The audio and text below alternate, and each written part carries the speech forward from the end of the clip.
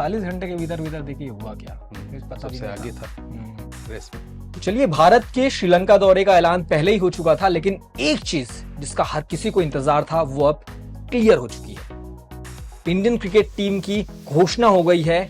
Head coach बनने के बाद गौतम गंभीर ने पहली बार अपनी अगुवाई में चीफ सिलेक्टर अजीत अगरकर के साथ मिलकर इस T20 दौरे के लिए, बाद में वनडे भी खेला जाना है, तो उसके लिए टीम की घोषणा की। और सबसे बड़ी बात जो निकलकर सामने आई, जिसका पिछले 48 घंटे से अनुमान लगाया जा रहा था, कयास लगाए जा रहे थे कि हार्दिक पांड्या की जगह सूर्य कुमार यादव को कप्तान बनाया जाएगा। मतलब 48 घंटे पहले किसी ने ये नहीं सोचा था कि वर्ल्ड चैंपियन जो T20 वर्ल्ड कप का हीरो था, लग रहा था कि अब रोहित शर्मा के बाद में हार्दिक पांड्या कप्तान बनेंगे। अचानक ऐसा क्या हुआ कि सूर्य कुमार यादव न सिर्फ रेस में आते हैं, नाम उनका चलता है, खेल हो गया, कप्तान बन गए। एक्चुअली वाकई में खेल हो गया। हार्दिक पांड्या को भी इस बात का भरोसा नहीं रहा होगा। T20 विश्व कप में भारतीय टीम चैंपियन बनी, रोहित शर्मा खुश थे, उन्होंने गाल पे पप्पी दी और पप्पी के साथ पूरी दुनिया, हाँ झप्पी भी दी, और ये पूरी दुनिया को इशारा मिला कि यार अब जो है बेंडर पास हो गया है, अब ये जो कमान है वो हार्दिक पांड्या के हाथ में आएगी। वो कप्तान भी थे, लेकिन अचानक पिछले 48 घंटे तक हर कोई यही कह रहा था हार्दिक पांड्या कप्तान, हार्दिक पांड्या कप्तान, लेकिन अचानक ऐसा मूड बदला, सूर्य कुमार यादव का नाम निकलकर सामने आता है और उसके बाद सारी चीजें पलट जाती हैं। और उसको लेकर कई ऐसी बातें भी हैं जो अंदर खाने चल रही थी। हम लोग, जाहिर सी बात है कि कई बार कई चीजें मीडिया में पूरी तरीके से खुलकर नहीं आती हैं, लेकिन अंदर चलती रहती हैं। वो ऑपरेशंस क्या कहे थे, इस पर चर्चा करेंगे, लेकिन जो ये शौक है हार्दिक पांड्या के लिए, यकीन मानिए बहुत बड़ा शौक है। बिल्कुल बहुत बड़ा शौक है, लेकिन कई एक वजह नहीं है नित्यानंद इसके पीछे, मतलब बहुत सारी वजहें हैं। और क्योंकि सबसे बड़ा रीजन तो यही है ना, फिटनेस। मतलब हमने देखा कि चैंपियंस ट्रॉफी में जब इंजर्ड हुए थे पाकिस्तान के अगेंस्ट में हार्दिक पांड्या, पीठ की उनकी जो इंजरी थी, उसके बाद से फिर उबर ही नहीं पाए। पिछले बार 2023 का जो वनडे वर्ल्ड कप था, जो भारत की मेजबानी में खेला गया, टखना उनका मुड़ता है, एंकल ट्विस्ट होता है, मोहम्मद शमी टीम में आते हैं। वो एक मोमेंट था जिसकी वजह से वो न सिर्फ वर्ल्ड कप से बाहर हुए, उसके बाद में फिर लंबे समय तक ग्राउंड से बाहर थे। वापसी करते हैं बतौर कप्तान मुंबई इंडियंस IPL 2024 में, फिर इंडियन टीम में भी आ रहे हैं, लेकिन सिर्फ लिमिटेड एडिशंस के लिए, यानी कि सिर्फ T20 खेल रहे थे। अब रोहित शर्मा जब संन्यास ले चुके हैं, तब एक ऐसे खिलाड़ी की जरूरत थी मेरे ख्याल से जो न सिर्फ कप्तानी करे बल्कि एक लॉन्ग टर्म में आपके पास में जाए, क्योंकि गौतम गंभीर नए हेड कोच आए हैं और जो सबसे बड़ा टारगेट होगा वो अगला T20 वर्ल्ड कप होगा, जिसका को होस्ट है इंडिया।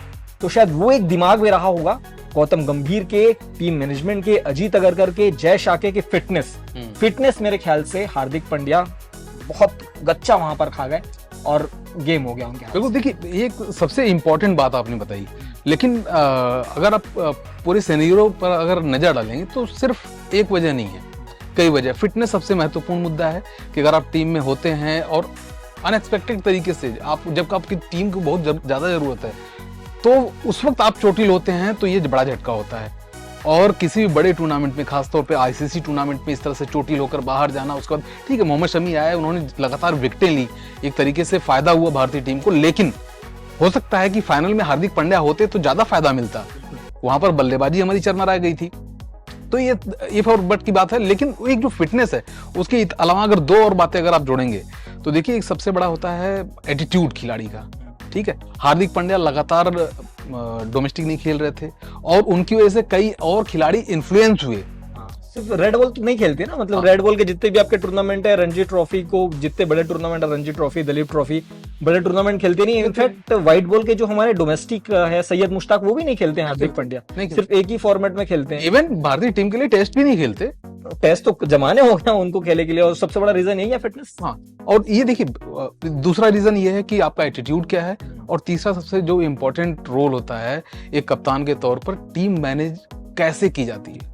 हमने देखा था IPL में पूरी तरीके से मुंबई इंडियंस 5 बार की चैंपियन पूरी तरीके से बिखर गई थी, किसी को अंदाजा नहीं था। मैदान पर जो चल रहा था रोहित शर्मा के साथ, जसप्रीत बुमराह, सूर्य कुमार यादव, ये बहुत ज्यादा कंफर्ट नहीं थे। हार्दिक पांड्या कप्तान बने, जो स्टेडियम में जो बू होता था उनके लिए, जो हुटिंग उनकी होती थी, तो वो सारा एक माहौल बना ही हुआ था। और एक बड़ा रीजन भी हो सकता है ये हो कि अनसर्टेनिटी दूसरे प्लेयर्स के बीच में ना आए, क्योंकि हार्दिक पांड्या जितने सीनियर हैं उतने ही सूर्य कुमार यादव और जसप्रीत बुमराह भी तो फिर रेस में है उतने।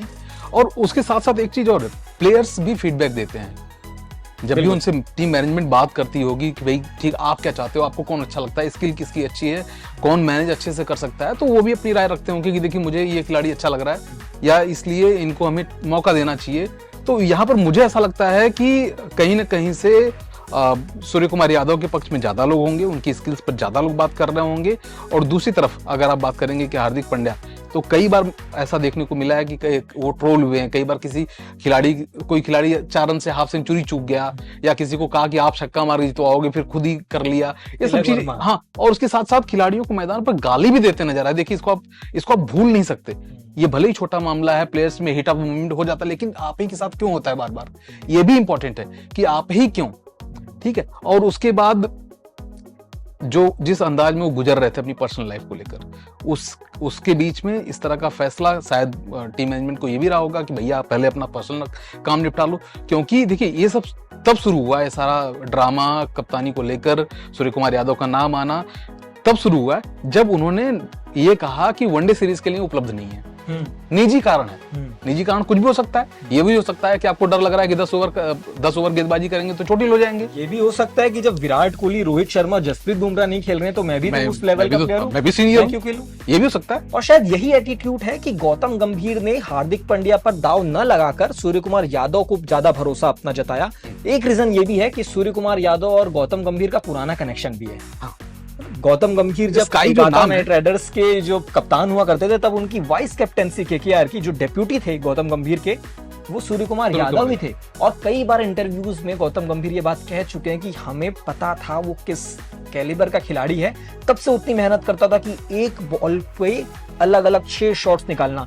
और ये गौतम गंभीर मानते आए हैं कि केकेआर उनको रिटेन नहीं कर पाई या उनको रिलीज कर दी, ये केकेआर की सबसे बड़ी गलती भी है, चूक थी। और दूसरी चीज ये कि अजीत अगरकर भी मुंबई से आते हैं, सूर्य कुमार यादव भी मुंबई से आते हैं, तो जो कप्तान रोहित शर्मा भी, बिल्कुल। तो जो अभी का जो मैनेजमेंट है, अभी का जो कोचिंग सिस्टम है, वो शायद सूर्य कुमार यादव के पक्ष में ज्यादा था बनिस्बत हार्दिक पांड्या के। बिल्कुल बिल्कुल सही कह रहे हैं। और इसमें एक बात और मैं जोड़ दूं कि जो स्काई जिस नाम से सूर्य कुमार यादव को पूरी दुनिया जानती है, वो नाम गौतम गंभीर ने दिया है, 2016 में दिया था। तो ये 2-3 कारण है कि अब सूर्य कुमार यादव की अगुवाई में भारतीय क्रिकेट टीम एक नए युग की शुरुआत करेगी, नए दौर की तरफ आगे बढ़ेगी। क्योंकि अगला T20 वर्ल्ड कप जिसका को होस्ट भारत है, गौतम गंभीर चाहेंगे कि अपने कोचिंग टेन्योर में एक बड़ा कमाल कर जाएं। अब तक भारत को 2 वर्ल्ड कप उन्होंने जिताए बतौर प्लेयर, लेकिन अब नए रोल में हैं, कोच बनेंगे और बन चुके हैं। पहला असाइनमेंट श्रीलंका दौरे से उनका शुरू हो जाएगा 27 जुलाई से। तो एक बड़ा ताज अपने सिर पर वो सजाएं।